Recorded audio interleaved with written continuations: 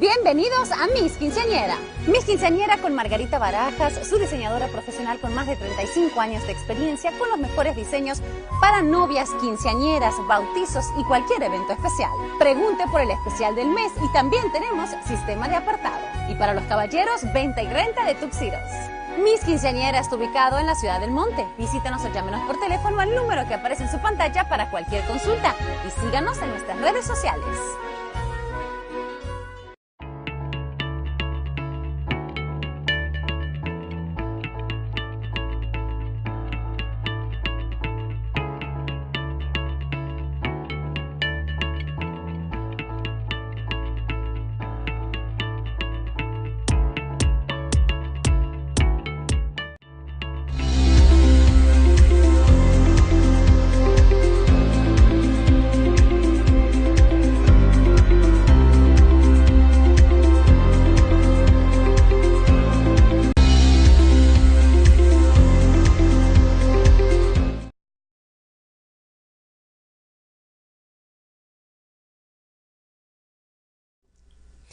Hola, ¿qué tal? ¿Cómo estás? Muy buenas tardes. Es un gusto poder saludarte desde esta cabina de Sintoniza Sin Fronteras. Este es nuestro programa número 6, Transformando Vidas. Yo te invito a que te quedes con nosotros. Búscanos a través de Facebook en la página de Transformando Vidas, Instituto de Consejería Psicológica, y regálanos un like. Y bueno, si tú quieres patrocinar este programa, si te interesa alguna publicidad, mándanos un mensajito y con mucho gusto te vamos a mandar toda la información.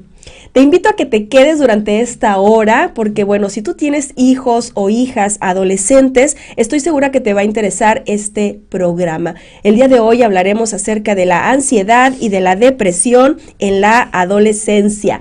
Y bueno, para hablar de este tema, tengo a dos invitados muy especiales. Ellos son el psicólogo Francisco Martínez. Él es egresado de la Universidad Autónoma de Baja California y, bueno, actualmente él imparte consulta clínica en el Instituto de Consejería Psicológica, y también está con nosotros el psicólogo Iván Dávalos Carrillo, al cual me da muchísimo gusto saludar. Iván, buenos días, porque bueno, ya tenía muchos años que no te veía. Me da mucho gusto saludarte. Le cuento que Iván, él tiene maestría en docencia desde hace 19 años, trabajando en instituciones educativas a nivel secundaria, bachillerato y universidad. Actualmente coordina el departamento psicopedagógico de secundaria y bachillerato en el Colegio Ibero desde hace 17 años. Y bueno, él también se dedica a la consulta clínica. Muchachos, muy buenas tardes. ¿Cómo están? Bienvenidos. Buenas tardes. ¿Qué tal, Claudia? ¿Cómo estás, Claudia? Y bueno, pues, ¿qué les parece si arrancamos entonces con el tema? Yo creo que es muy importante que todos traigamos a nuestra mente todas esas experiencias que vivimos cada uno de nosotros en nuestra etapa de la adolescencia. ¿Se acuerda usted de cómo se sentía en esa etapa, verdad? ¿Se acuerdan ustedes, chicos? ¿Cómo nos sentíamos? ¿Qué pensábamos? ¿Qué teníamos en la mente? ¿Qué ideas, qué creencias, cuáles eran nuestras batallas, nuestras luchas en esa etapa? Yo creo que es importante hacer memoria porque se nos olvida. Y si podemos recordar, creo que podemos entonces ponernos un poquito más empáticos, ¿no? Con nuestros hijos en esa etapa. ¿Cómo ven? Okay. Bueno, principalmente sí me gustaría que habláramos un poquito de esta etapa, ¿no? Como de la adolescencia, porque de repente es un poquito complicado entenderla. Yo creo que yo que acabo de salir un poquito más de la carrera, que conozco un poquito más acerca de los problemas de esta parte de la psicología, donde la mayoría de los estudios son dirigidos a niños o adultos. La adolescencia se ve como una etapa de repente medio olvidada, ¿no? Como se ve tanto en crisis, se ve tanto en una resolución de problemas, se deja de lado. Y es cuando realmente pues el joven está, sí, realmente en crisis y está en problema, pero habría que darle un grado de importancia mayor. Sí. Está en esa etapa de transición y yo creo que sí es importante como poder comentar cuáles son como las características principales en esta etapa de desarrollo, ¿no, Iván? Sí, definitivamente. creo que das en el clavo cuando decimos que pues todo lo vivimos, ¿no? Pero en un momento dado creo que también el hecho de haberla vivido, creemos que eso también nos da como cierta sabiduría o cierta experiencia a todo el mundo. Y entonces pues creo que en ocasiones creemos que por haberla vivido en algún punto o en algún momento de nuestra vida, ya podemos entender exactamente de qué se trata el adolescente actual en particular. Porque la otra parte que se nos olvida es que pues creo que todos nosotros vivimos la adolescencia en una etapa y una época muy diferente, o sea, un contexto social y cultural totalmente. Muy distinto. Simplemente, ¿no? Los medios por los que estamos haciendo ahorita esto, creo que nosotros nunca lo hubiéramos soñado. No nos hubiera pasado, pero ni en sueños. ¿No? Y entonces esto pues obviamente presenta nuevos retos que, claro, que muchas de las personas que tenemos ya 40, 50, 60 años, pues ya no podemos realmente entender, porque no crecimos de la manera en la que los adolescentes de ahorita están creciendo, claro. Entonces desde ahí presentan los primeros retos. Entonces yo creo que la primera parte hablando ahorita, pues los cambios físicos son muy evidentes, ¿no? Eso es lo que creo que sabemos que se dan, esta preparación para la madurez sexual. Y eso es, pues sí, es de entrada, ¿no? Pero creo que la comprensión de esos cambios es la que cambia. Así es. Hay un mundo de información ahorita que los muchachos a veces tienen a su disposición. El problema es que no saben cómo usarlo. Y yo creo que, bueno, es importante poder entender cuáles son esas cosas que provocan, o sea, qué provoca la ansiedad en los adolescentes hoy en día. Seguramente no son las mismas cosas que te provocaban ansiedad a ti o a mí. Definitivamente no. ¿Qué cosas consideran ustedes que provocan ansiedad hoy en día a los adolescentes? Pues yo lo que he notado, la primera es, considerando esos cambios físicos, viene primero la imagen, ¿no? La imagen física. Y el concepto de la imagen cada muchacho puede tener. Ahora, considerando que hay muchísimo exposición, mucha forma de cómo exponerse a los muchachos, pues obviamente la preocupación empieza desde ahí. Muchos muchachos que desde que empiezan los cambios físicos ya quieren presentarse de cierta manera. Y obviamente pues tenemos muchas plataformas sociales, ¿no? En la cual empiezan las fotos, los videos, exponerse así, y entonces la preocupación empieza desde ahí. El cómo verse, se verán bien, se verán agradables, y entonces es algo muy sencillo, muy básico, pero que desde ahí empieza a generar esa preocupación, entendiendo que la ansiedad es precisamente eso, o sea, una preocupación, ansiedad, o nerviosismo por cómo me ven, cómo me siento. Pues entonces empiezan a ponerle mucho énfasis a esta parte. Sí. Desde ahí. Y entonces estamos hablando que desde que son, ahora sí, la pubertad, ya empiezan a preocuparse mucho, ¿no? O sea, por cómo se podrán ver y qué van a pensar de ellos y qué van a decir de ellos. ¿Será que las redes sociales realmente son una presión, son una bomba de tiempo para los adolescentes? Honestamente sí, una experiencia me parece. Yo creo que también tendremos que tocar esta parte del sentido de pertenencia, ¿no? El valor que uno siempre se quiere dar frente a otras personas es lo que me impulsa siempre a querer más, querer aparentar, preocuparme más por esta parte de lo físico que comentas. O sea, la parte del valor que yo me doy es importante, porque ese valor en la adolescencia inicia principalmente del otro. O sea, sabemos que ya en una etapa adulta, pues uno mismo se da su propio valor, uno mismo entiende que es una persona, quién es, entonces tiene un valor por lo que es, por cómo se define. Pero en la adolescencia ya hay una interacción con los demás, hay un desprendimiento de la familia, entonces entra este juego del aparentar, ¿no? Y es ahí donde entra la parte de las redes sociales ahorita, que de repente todo lo viral, todo lo que es muy cotidiano, muy común, muy popular, tiene un impacto directo en esta mente del pertenecer. Entonces, así es.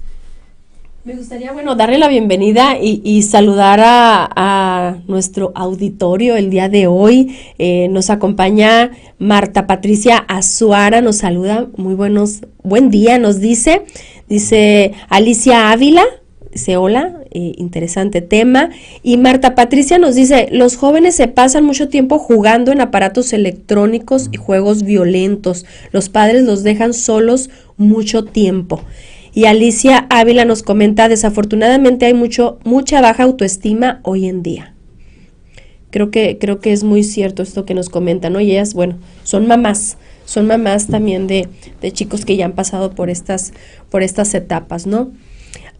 Ahora, ¿cómo detectar, cómo saber si nuestro hijo está pasando por un trastorno de ansiedad o depresión inclusive, ¿no? ¿Cuáles serían los síntomas? ¿Qué es lo que tengo que observar? Okay. Yo consideraría que lo primordial siempre será entender primero qué es la ansiedad, porque de repente papás se informan, al igual que el joven que comete el error de tratar de educarse con el internet, los papás también tratan de educarse actualmente con esta parte de la herramienta del qué me dice la computadora. Entonces, si yo no identifico qué es la ansiedad como tal, pues realmente cómo quiero identificarla en mi hijo. Ya después vienen las barreras, ¿no? O sea, la comunicación, las barreras del lenguaje, de repente mi postura como padre no es la misma, o sea, la jerarquización de repente se impone, ¿no?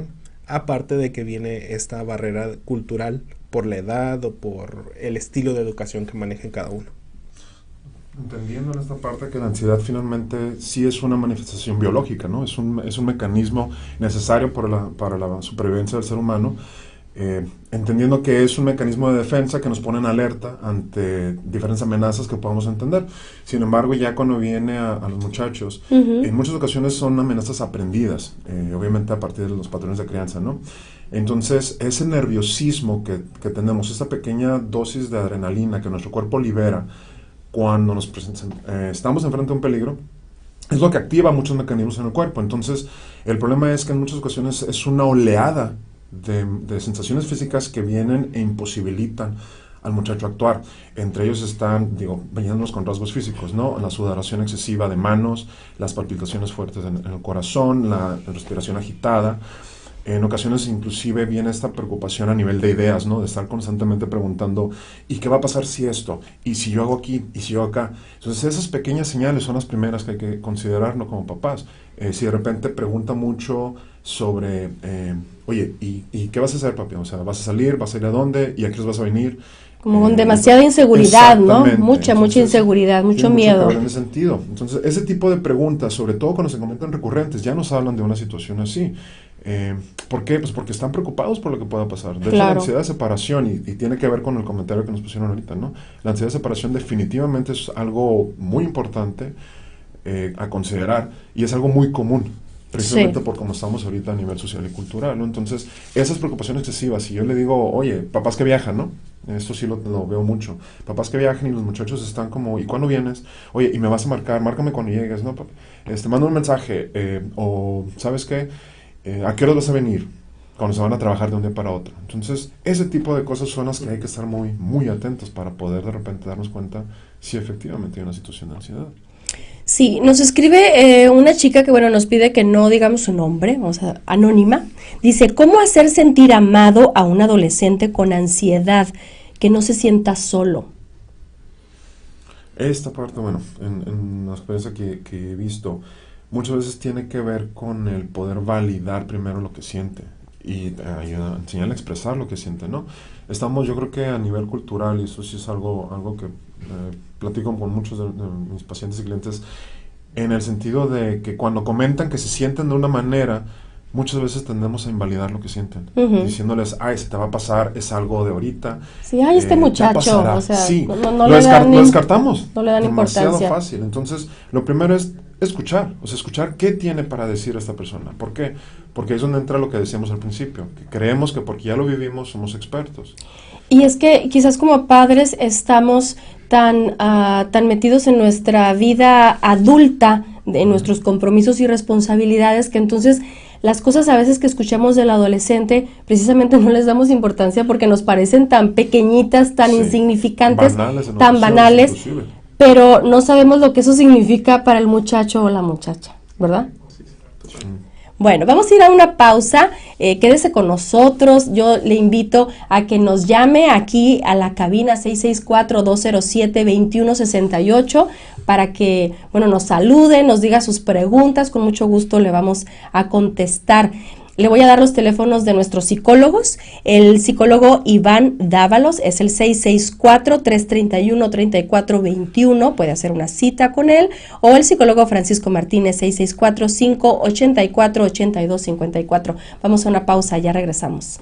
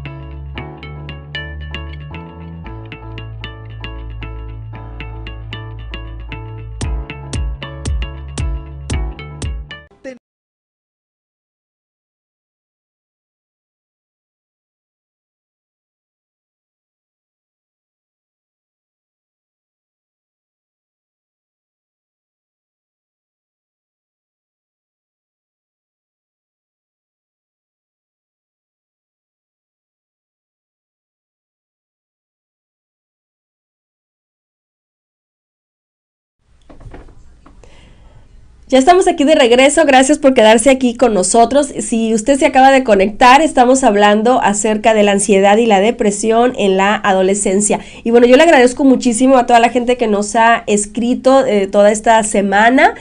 Puede usted también escribirnos, mándenos un mensajito, cuéntenos su situación y con mucho gusto le vamos a dar la orientación que usted necesita. Y bueno, nos escribe la señora Carolina López. Ella dice, mi hijo tiene 14 años y se aísla constantemente, no tiene amigos, solo quiere estar en la computadora y videojuegos. No encuentro algo que le llame la atención, es muy callado y reservado. Es desesperante para mí como mamá, no sé cómo encauzarlo para que sea más abierto, ni mi esposo ni yo somos así. ¿Qué le podemos decir a la señora López? Bueno, yo considero principalmente que ahorita tocando el tema de la ansiedad, no hay que olvidar que la ansiedad no simplemente nos genera un miedo que genera cierto desinterés o que genera ciertas problemáticas al interactuar, también nos genera un aislamiento. Esta parte de la conducta del muchacho por estar en su cuarto, estar haciendo simplemente sus actividades, puede surgir de un miedo al contacto con otras personas, principalmente porque no siente que tenga las herramientas. De repente vamos a ver este elemento que ya mencionábamos de la belleza, la inteligencia, las capacidades, etcétera, que para ellos pues es importante para poder encajar, porque realmente en la adolescencia lo que abunda son los grupos, para pertenecer a un grupo necesitas tener ciertas cualidades. Si no tienes esas cualidades, no perteneces o no eres bien visto en ese grupo. Entonces, ¿qué es más fácil para el muchacho? Me aíslo, me voy a una zona segura, me voy a mi cuarto, me voy a mi casa, etcétera, a cualquier lugar donde yo no tenga que demostrar algo, porque si demuestro algo, yo no me siento capaz de poder encajar. Sí, ahora yo creo que es importante entender también cuáles son las consecuencias de este tipo de trastornos cuando no son atendidas, ¿verdad? Uh-huh. Sí, definitivamente. En particular porque se convierten ya como en hábitos de vida, en un estilo de vida inclusive, porque aprendemos a vivir con esto. En muchos casos, cuando no se atienden las circunstancias o condiciones que lo ocasionan, sí pueden quedar problemas a largo plazo. Inclusive ahorita cuando comentábamos de este aislamiento, pues en ocasiones esas sensaciones de amenaza tienen que ver con cómo los voy a evitar, porque no solamente es algo que me genera problemas en el momento, sino a largo plazo, porque es cómo me voy a sentir después. Si yo ahorita me siento que no puedo con las cosas, ¿qué me va a decir que después voy a poder cuando los retos son más grandes? Entonces, claro, empezamos a rehuirnos a veces inclusive en procesos de adicción. Es uno de los principales problemas, porque es una forma en cómo buscar evitar, que era lo que comentábamos ahorita. Uh-huh. Y obviamente, si yo puedo tomar algo que me haga olvidarme o hacerme un lado de eso que me está generando malestar, pues muy probablemente es algo que yo voy a buscar hacer. Entonces, esos son los procesos.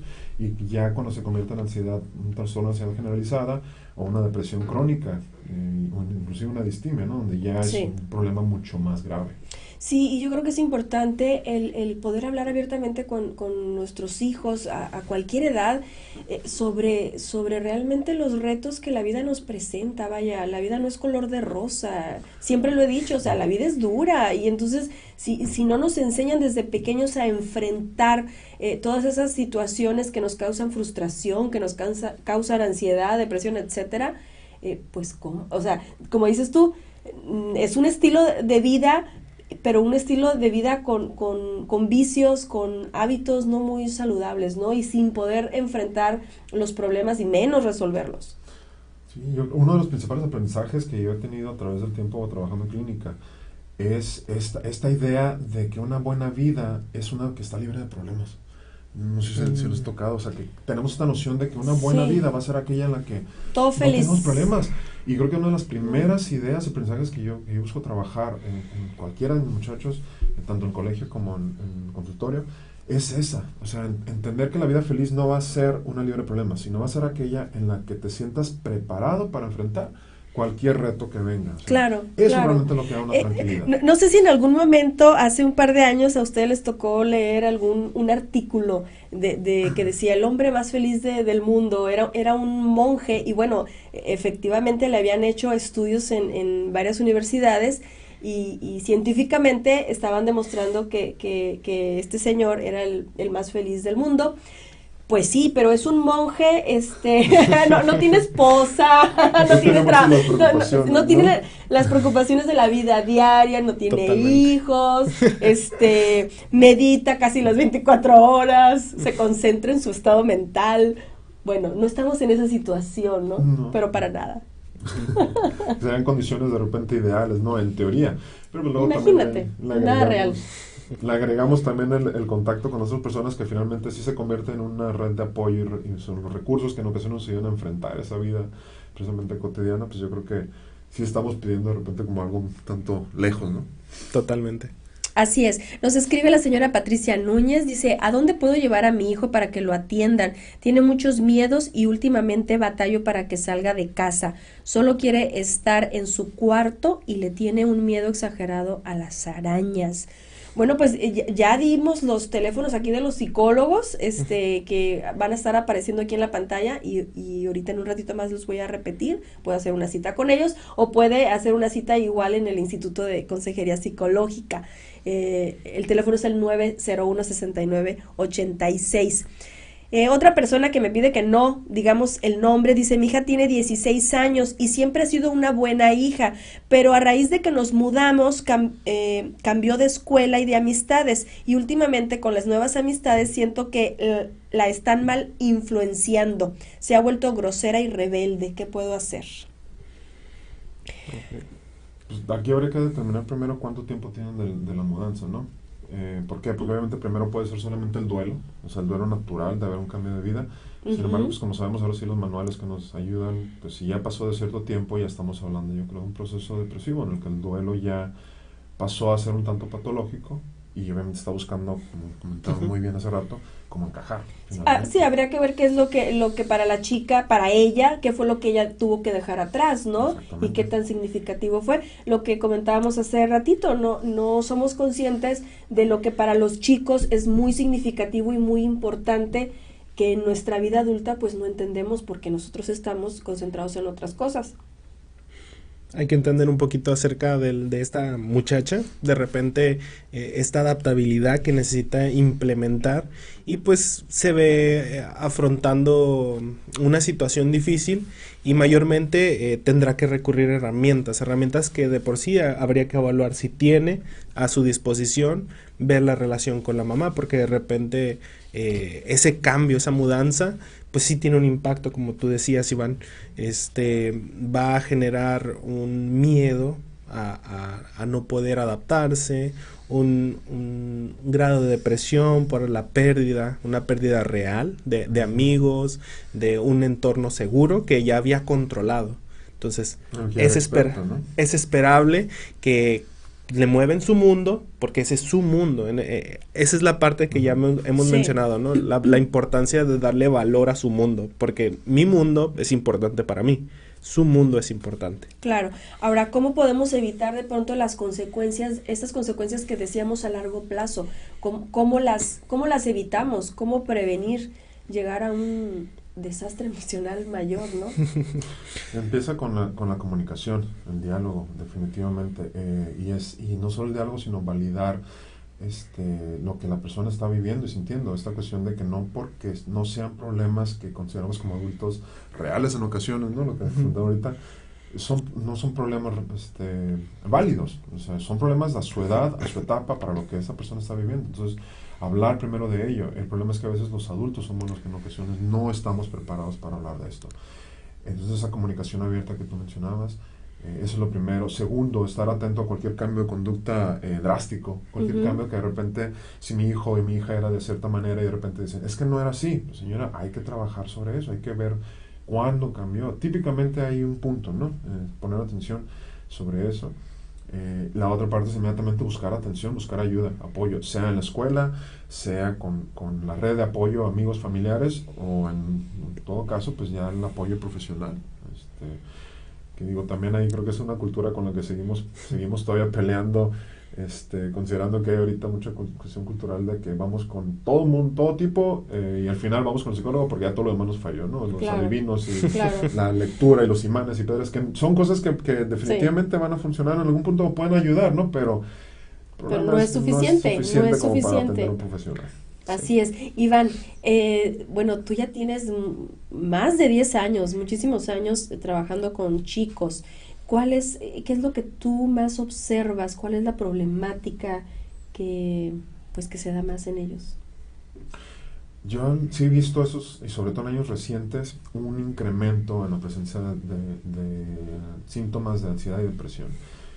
Definitivamente. Tiene que ver con las cuestiones de los papás que trabajan mucho, obviamente dada la condición económica.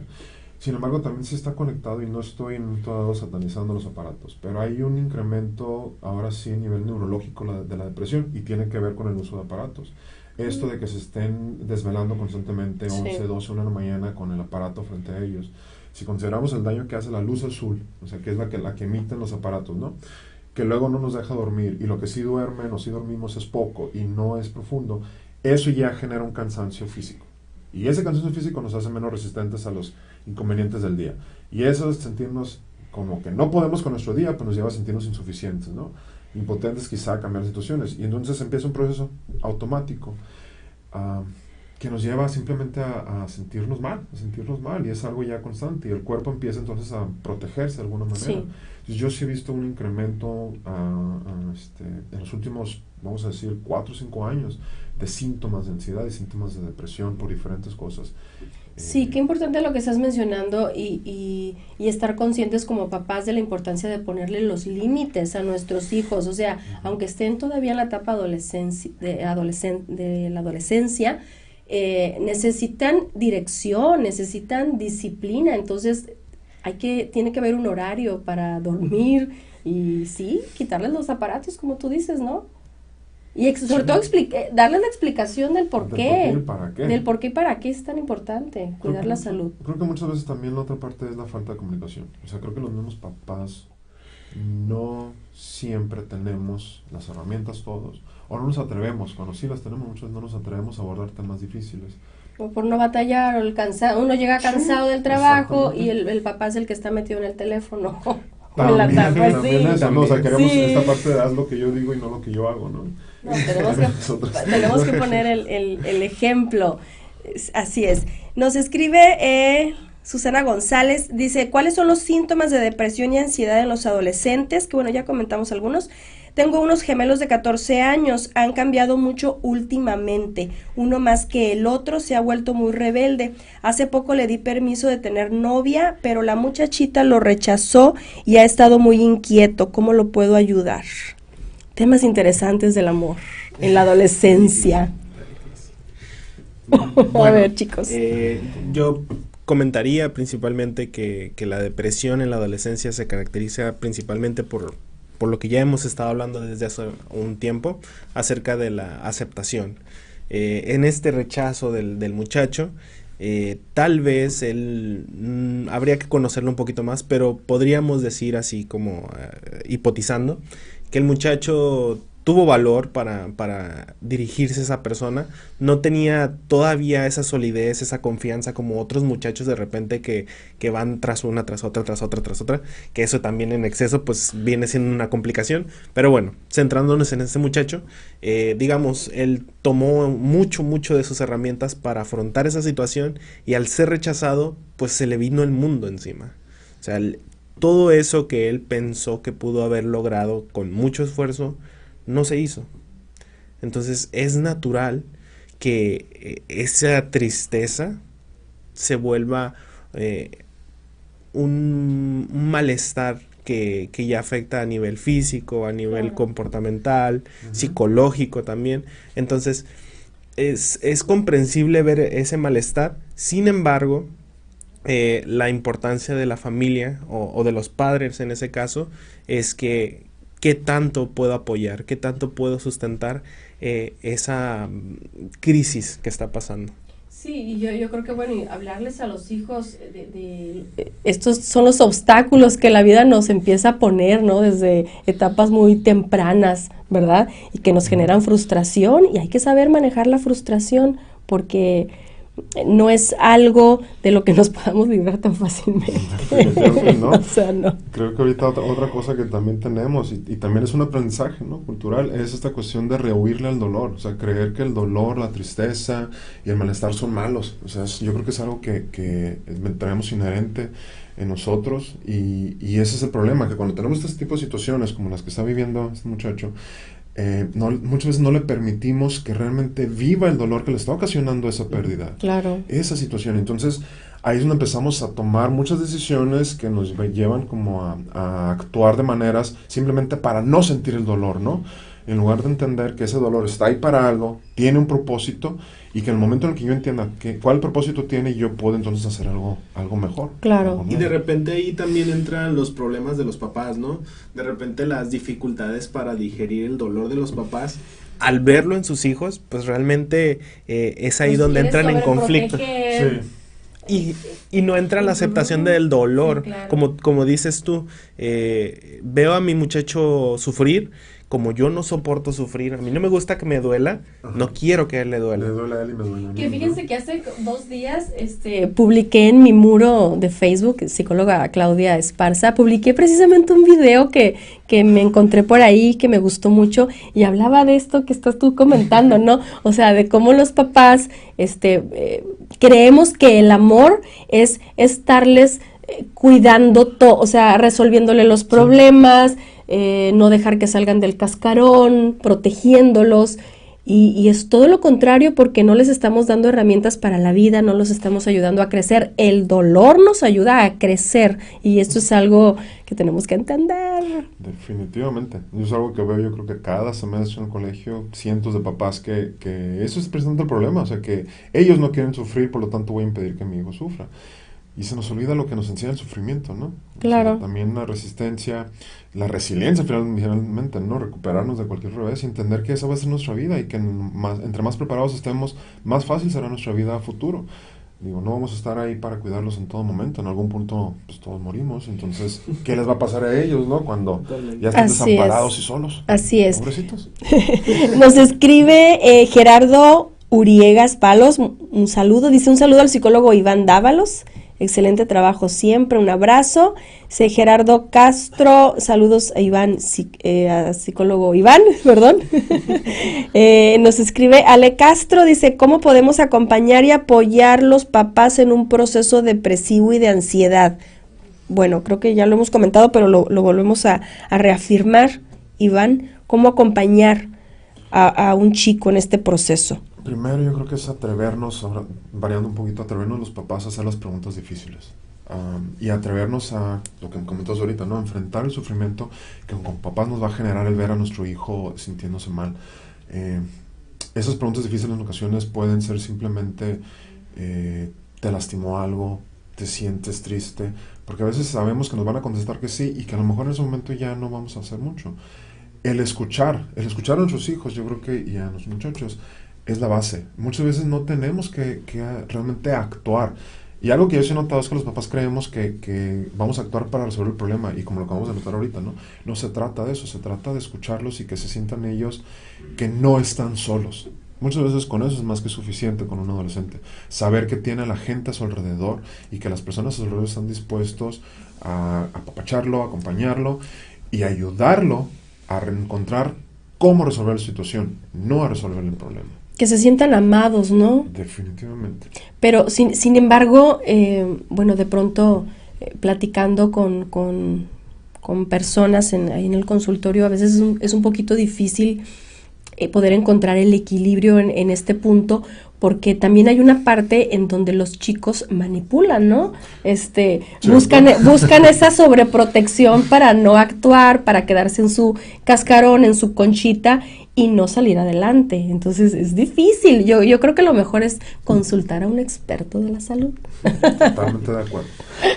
Y bueno, fíjense, una pregunta que yo quiero lanzar aquí al aire es, bueno, ¿cómo Fíjense, ¿cómo afecta la distancia de generación en generación?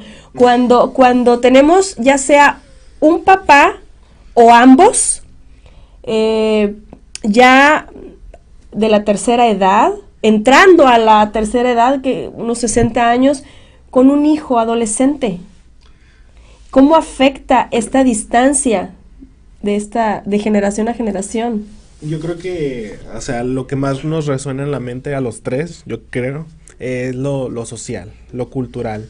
Definitivamente el distanciamiento entre modelos de educación, entre vidas distintas, la tecnología contra el pasado, siempre va a haber una barrera muy grande. Sin embargo, yo creo que hay un elemento mucho más importante dentro de esta comunicación cultural, que viene también siendo la adaptabilidad de las personas. Si yo, como persona de 60 años, tengo una apertura, tengo una buena comunicación, tengo este cariño por querer entender, no importa si mi creencia es la misma de antes, yo voy a tener la flexibilidad de decir, ok, tú vives en tu época, tú vives con tus decisiones, con tu propia vida, con tu propio modelo de vivir, puedo aceptarlo. Sin embargo, ¿qué pasa? Que si no existen estas herramientas de flexibilidad, me es muy difícil aceptar que mi hijo puede tener una doble sexualidad, que mi hijo puede tener una visión del trabajo diferente a la mía, que de repente la visión del trabajo de antes era trabajo, trabajo, trabajo, y ahorita es más como quiero gozar del trabajo, quiero disfrutar, no quiero que me absorba todo el tiempo, quieren más libertad. Entonces, sí va a haber dificultades culturales, dificultades en la comunicación por ideas distintas, pero siempre y cuando yo creo, siempre y cuando hay esta flexibilidad, esta apertura en la comunicación, como lo mencionabas, Iván, no importa la edad, si existe esta apertura, puede haber una relación entre adolescente y un papá de la edad que sea. Sí, y en este caso creo que la responsabilidad más que nada es del papá de poder entender estas diferencias, ¿no? De entenderse a sí mismo en la etapa en que él mismo está viviendo y poder entender la etapa en la que está el hijo y empezar a investigar sobre las novedades que hay en esta etapa y las modas, ¿no? Para poder entender. Nos está viendo Verónica Rojas de Silva, le mandamos un saludo, muchísimas gracias por conectarse. Nos escribe Karen Leiva, le manda saludos aquí al psicólogo Iván, muchas gracias. Y bueno, vamos a ir a una pausa, no sé si tú vas a comentar algo, pero ahorita regresando de la pausa, Iván, yo le recuerdo que, bueno, puede hacer ustedes una cita con estos psicólogos que están aquí conmigo acompañándome el día de hoy, los recomiendo ampliamente. El psicólogo Iván Dávalos, 664-331-3421 y Francisco Martínez, 664-584-8254. Ya regresamos.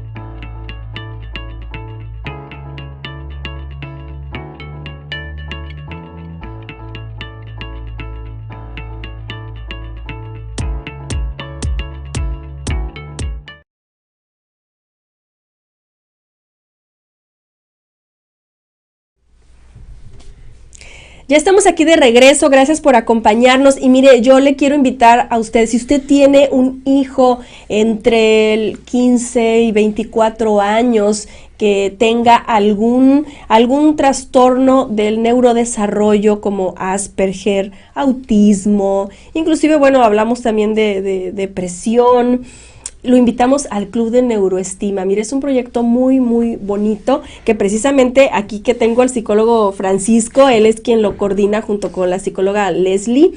Y bueno, la idea del Club de Neuroestima es poder crear una convivencia y fomentar una relación social entre los jóvenes de la neurodiversidad. La idea es de que conozcan, que aprendan y desarrollen habilidades emocionales y sociales mientras experimentan distintas actividades. Todos los jueves, todos los jueves a las 5 de la tarde está el Club de Neuroestima.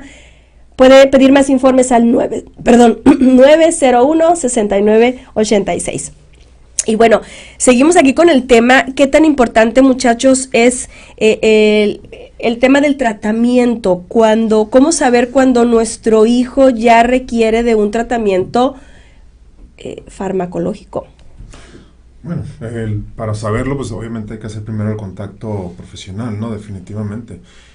Hay algunas señales y ya acciones que sí son muy claras, pero obviamente ya son de más preocupación, que es cuando ya hay una ideación pues, suicida, ¿no? O sea, ya cuando habla el muchacho de no querer vivir, no propiamente de matarse, simplemente de no querer vivir, sería más fácil si me quedara dormido y no despertara. Ese tipo de expresiones son obviamente una alarma roja increíble.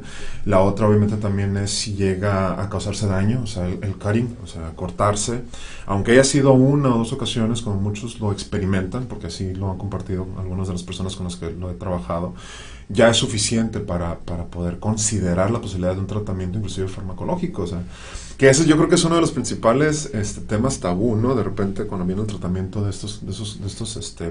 Sí, claro. Sí, yo creo que ya cuando el psicólogo, el psicoterapeuta ya menciona la palabra psiquiatra, desde ahí ya es el rechazo, la resistencia, ¿no? Pero tenemos que entender, perderle el miedo, vaya. Si de pronto se canaliza con el psiquiatra, pues es porque es médico para empezar y puede recetar un medicamento. Nosotros no somos médicos y no podemos recetar. Yo creo que en la parte del tratamiento farmacológico hay una analogía que me ha funcionado mucho con muchos papás y muchos mis pacientes. Simplemente es como el tratamiento de la diabetes tipo 2, ¿no? Que la diabetes tipo 2 sabemos que es algo que se genera por los hábitos de alimentación. Entonces la depresión termina siendo una cuestión emocional que se manifiesta en el plano fisiológico, ¿no? A nivel neurológico. Entonces, si una persona con diabetes tipo 2 toma su medicamento que le va a ayudar a que el páncreas estimularlo y producir insulina para procesar, pero no cambia los hábitos de alimentación, pues obviamente no va a tener una situación. Es lo mismo con la depresión. Muchas veces creemos que el solo tomar el medicamento es suficiente para curar la depresión. Y en ocasiones creemos que el solo trabajar con emociones, conductas, es suficiente. Y la realidad es que hay que trabajar en conjunto, porque si nosotros trabajamos y cambiamos ideas, cambiamos conductas, o empezamos a trabajar con eso, pero el cerebro no está neurológicamente listo para esos cambios, pues no van a quedar.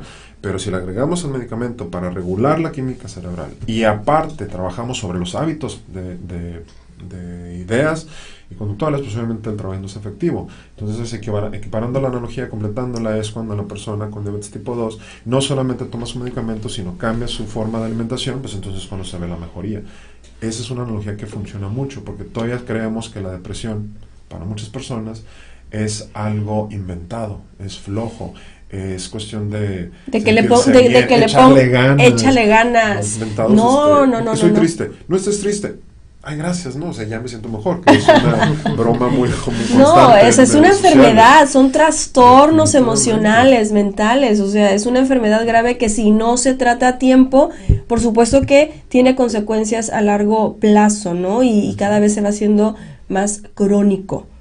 Completamente. Nos escribe la señora Gris, muchísimas gracias, dice: hola psicólogos, creo que es muy importante hacerlos sentir siempre aceptados. A veces como padres tenemos ideas y expectativas que realmente vienen sobrando, ya que al final ellos serán personas independientes y eso es lo que nos corresponde fortalecer.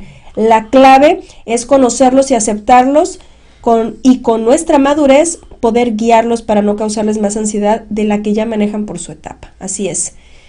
Y nos escribe también Marta Cervantes, que te mandan saludos. Iván, andas muy popular. Sí, Sí, qué tan importante es. Gracias, señora Gris, por escribirnos. Claro que sí, hay que hacerlos sentir que son aceptados, ¿verdad? ¿Cuántos chicos? Y ayer lo comentábamos, ¿verdad, Francisco? Estábamos platicando que difícil resulta para los pacientes con una depresión crónica salir realmente. Si como adultos nos cuesta trabajo, ahora un chico que no tiene, que tiene menos experiencia, menos herramientas, pues es mucho más, y más complejos muchas veces, qué difícil, ¿no? ¿Cuántos complejos en esta etapa se viven en lo físico? Que si el acné, que si está muy alto, que si no creció, que si, bueno. Que si le sale barba, que si no le sale barba. Sí, entonces esto realmente, y como dije al principio, hay que acordarnos lo que vivimos nosotros. Acordémonos, muchachos. Sí, acordarnos, más no determinar a los muchachos ahorita. Porque volvemos a esa parte, ¿no? Hemos comentado, no es la misma, pues. Sí es el mismo proceso, pero no bajo las mismas condiciones. Y eso es algo clarísimo, pues. Así es. Nos escribe la señora Mónica Guzmán, dice, hace poco me di cuenta que mi hija de 13 años se corta con la navaja del sacapuntas. La confronté y le pregunté por qué lo hacía y no me supo responder, solo lloró y me dijo que ya no lo haría. No sé qué hacer ni cómo ayudarla. Con mis otros hijos nunca tuve ningún problema. He leído que es por ansiedad. ¿Qué puedo hacer? Es un problema bastante serio que presentan últimamente. Yo lo he visto mucho en las secundarias. Sí. Es algo muy constante.